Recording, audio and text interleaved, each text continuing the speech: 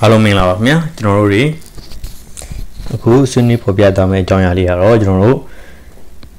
Kali Linux နော်ဒီ Kali Linux အသုံးပြုတဲ့သူတွေအတွက်ဖြစ်ပါတယ်အဲ့တော့ကျွန်တော်တို့တွေ Kali Linux မှာမြန်မာ font ပေါ့နော်ဆိုတော့ဒီသို့မဟုတ် Unicode မြည်ကြီး font ဖြစ်စေမြန်မာ font တွေကို installation ပြုလုပ်တဲ့နေရာမှာပေါ့နော်အဲ့တော့ installation ပြုလုပ်နေကြအောင်လေကျွန်တော်အနေနဲ့တည်တဲ့ movie define အနေနဲ့တင်ပေးခဲ့ပြီးဖြစ်ပါတယ်အဲ့တော့ installation ပြုလုပ်တဲ့အခါမှာကျွန်တော်တို့ဒီ font error တက်ခဲ့ပေါ့နော်ဘယ်လိုပြန်ဖြေရှင်းရမလဲဆိုတာကိုကျွန်တော်အခုနေရာမှာဆွေးနွေးဖော်ပြသွားမှာဖြစ်ပါတယ်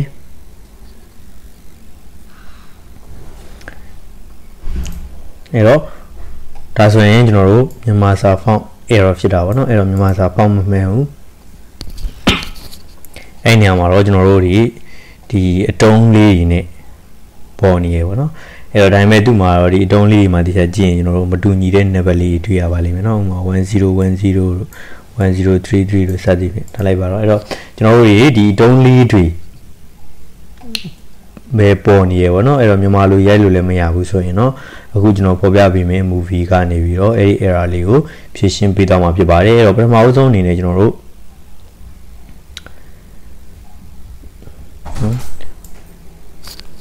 မြန်မာစာကိုကျွန်တော်တို့မြန်မာ font ကို installation မပြုလုပ်ရသေးတဲ့သူတွေအတွက်ပါပြုလုပ်လို့ရအောင်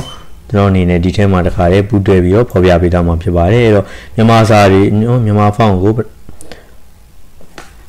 လုံးဝရယူရခြင်းမရှိသေးတဲ့သူတွေကတော့เนาะကျွန်တော်တို့အနေနဲ့ဒီ browser မှာ bit.ly/zawgyi zogi for kali kali ဆိုပြီးတော့ enter လိုက်လို့ရပါတယ်အဲကျွန်တော်တို့ browser ရဲ့ address bar မှာ bit.ly/zogi for kali ဆိုပြီးတော့ကျွန်တော်တို့ enter နော်နိုင်မယ်ဆိုရင်တော့ connection ရပါတော့ကျွန်တော်တို့ဒါအနေငယ်ကြာကောင်းကြပါလိမ့်မယ်အဲ့တော့ဒီနေရာမှာကျွန်တော်တို့ zogi font ကို install လုပ်ရမယ် install လုပ်ရမယ် zogi font ကို download ရယူရမယ်နေရာကိုရောက်ရှိသွားမှာဖြစ်ပါတယ်အဲ့တော့အဲ့နေရာမှာကျွန်တော်တို့ download ဆိုပြီးတော့ download ရယူနိုင်ပါတယ်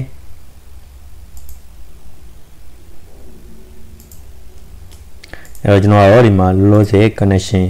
ပြတ်သွားတဲ့အတွက်ပေါ့နော်ရှိပြီးသားထဲကနေပြီးတော့ပဲ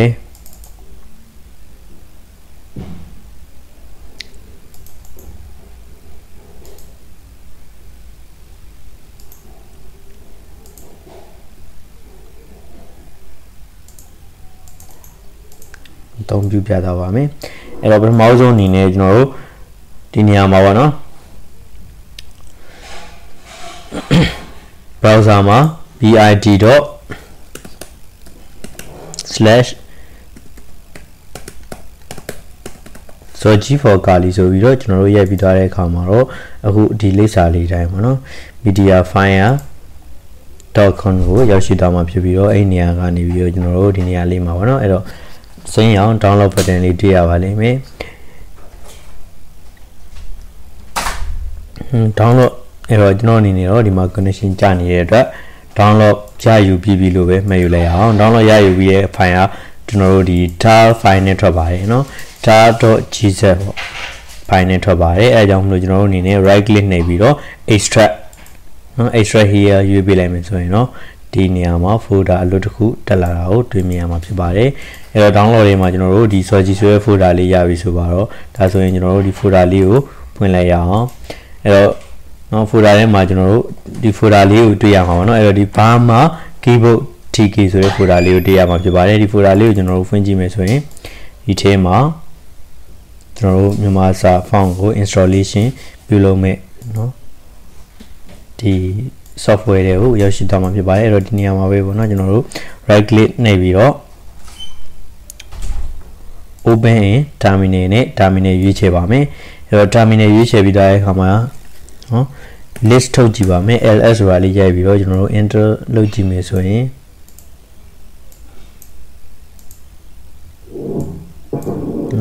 အဲ့တော့သူ့ထဲမှာပါဝင်နေတဲ့ဘိုင်းတွေကိုမြင်ရမှာဖြစ်ပါတယ်အဲ့တော့ဒီနေရာမှာကျွန်တော်အခုဖြည့်သွင်းမှာက Burma keyboard ဖြစ်ပါတယ်ဒါကြောင့်မလို့ Burma keyboard နော်ဒီစာလေးကို copy ယူထားပါမယ်အဲ့တော့ပြီးသွားတဲ့အခါကျွန်တော်ကသူရေးထားတာ .py ဆိုတာလေးတွေ့ပါတယ်ဒါကြောင့်မလို့ကျွန်တော်တို့ Python program py dash-on Python ပေါ့နော်အဲ့တော့ Python program နဲ့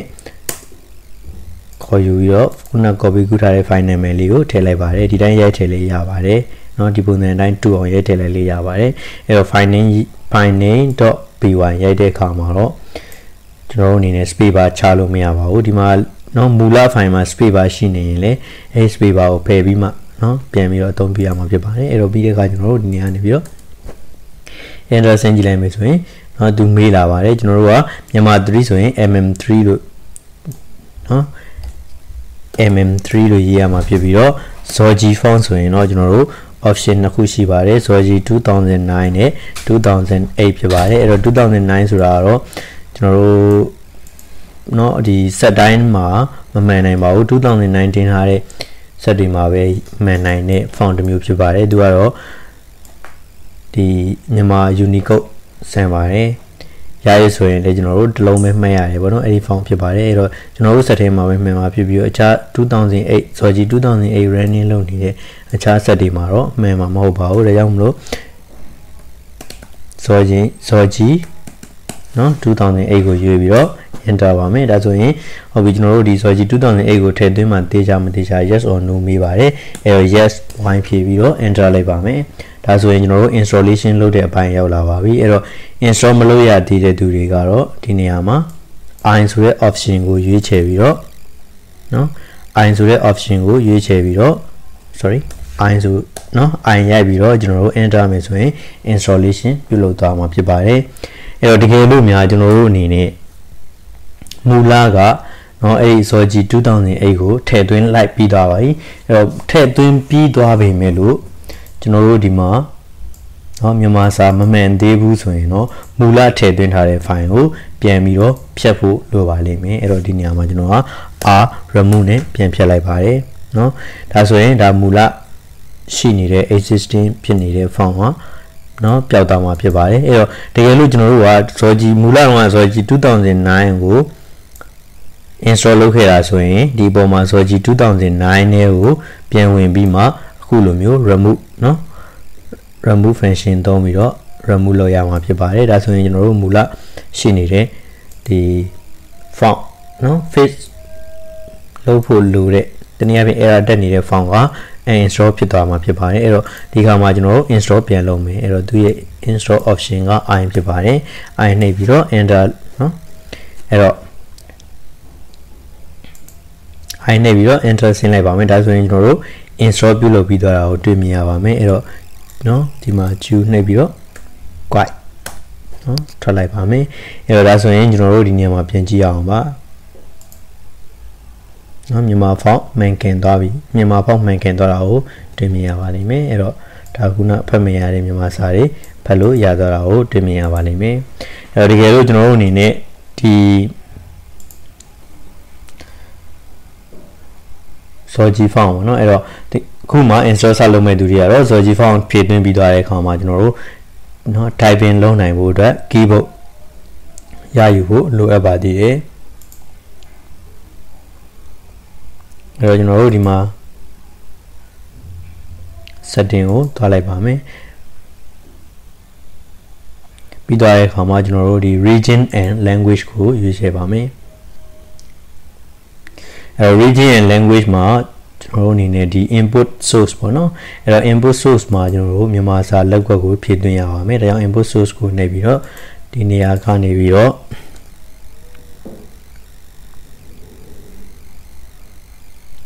VUR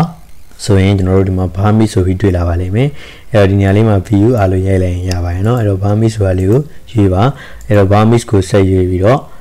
add လုပ်လိုက်မယ်ဆိုရင်ကျွန်တော်တို့ English US အောင်မှာ Burmese ဆိုတာတွေ့မြင်ရမှာဖြစ်ပါတယ်ဒီနေရာမှာလည်းကျွန်တော်တို့ English စာနဲ့မြန်မာစာ font နှစ်ခုတွေ့မြင်ရပြီဖြစ်ပါတယ်အဲ့တော့သူ့ရဲ့ English စာနဲ့မြန်မာစာကို default ပြောင်းပြီးတဲ့ခလုတ်ကတော့ကျွန်တော်တို့ Windows logo ခလုတ်ပေါ့နော်ပုံမှန်သုံးရင် Windows logo ခလုတ်ဒီမှာတော့ Linux မှာတော့ super ပေါ့နော် super နဲ့ကျွန်တော်တို့က space နဲ့ကိုအသုံးပြုပြီးတော့ language အချိန်ပြောင်းလုပ်ပါတယ်ဒီမှာ en ပေါ့နော်အဲ့တော့ super space ကိုနှိပ်မယ်ဆိုရင်ကျွန်တော်တို့ Burmese နော်မြန်မာစာဘက်ကိုပြောင်းလဲသွားမှာဖြစ်ပြီးတော့မြန်မာလိုရေးလို့ရမှာဖြစ်ပါတယ်အဲ့တော့နော်ဒီ Windows logo ပေါ့နော်အဲ့တော့ super နဲ့ space ကိုအသုံးပြုပြီးတော့အင်္ဂလိပ်လိုပြန်ပြောင်းနိုင်ပါတယ်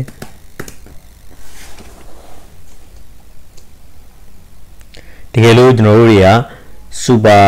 နော်အဲ့တော့ super နဲ့သုံးနေကြမဟုတ်တဲ့အတွက်အဆင်မပြေဘူးကျွန်တော်တို့အနေနဲ့အခြားသော shortcut key နဲ့ပြောင်းလဲပြီးတော့အသုံးပြုခြင်းနေဆိုရင်တော့နော်ဒီ setting နဲ့ရပဲ keyboard ထဲကိုဝင်လို့ရပါတယ်အဲ့တော့ keyboard ရဲ့ဒ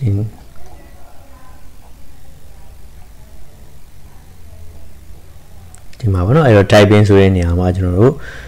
ကြည့်မယ်ဆိုရင်မှာ switch to next input source ဆိုတဲ့နေရာမှာ super space ဆိုတာလေးတွေ့ရပါလိမ့်မယ်เนาะဒီနေရာမှာကျွန်တော်တို့ click ပေးပြီးတော့